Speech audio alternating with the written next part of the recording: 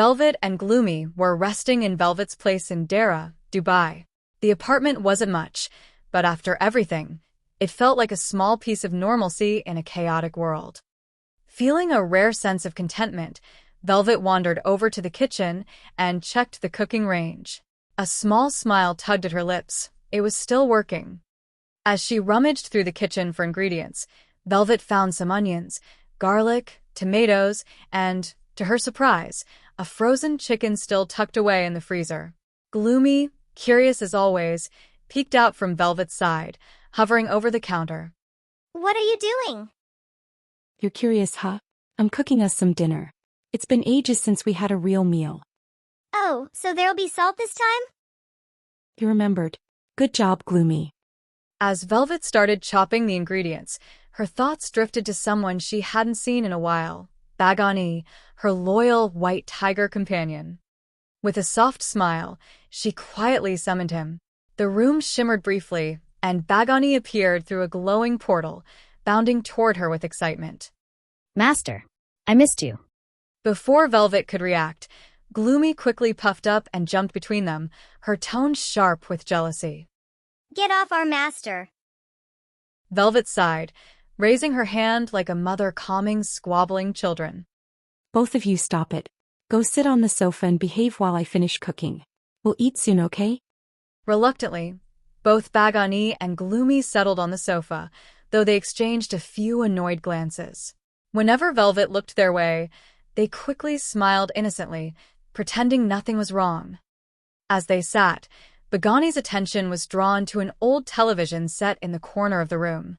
His eyes widened with curiosity. Master, what is that? That's a television. People used to watch it for entertainment. Movies, shows, anything that made them happy. Wow, really? Will it still work?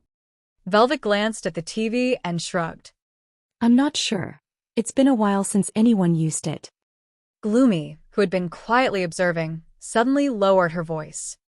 The world's changed a lot. Her usually playful tone was replaced with sadness.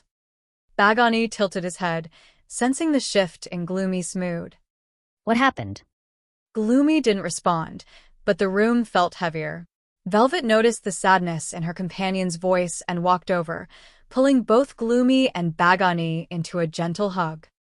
Come on, let's see if it still works. Maybe we'll get lucky. Velvet rummaged around for the remote and, after a moment, clicked the power button. The screen flickered to life, surprising all of them. A few channels were still broadcasting, mostly emergency messages and announcements. Velvet flipped through them, her brows furrowing in concentration. One broadcast caught her attention, a report about a safe haven in the mall they'd passed earlier. It had become a stronghold for survivors, and, even more surprisingly, the president was still alive, leading efforts to protect the remaining population. Humans are resilient. Feeling a flicker of admiration for the people still fighting to survive. But it was the next piece of news that truly shocked them. The broadcast showed a group of people who had developed superhuman abilities.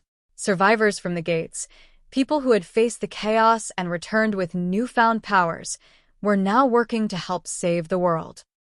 Survivors with powers. For the first time in a long while, a spark of hope ignited in her chest. She wasn't alone. There were others like her, people who could fight, who had survived the impossible. Velvet stared at the screen, her heart swelling with newfound determination. The world, broken and battered as it was, still had a chance.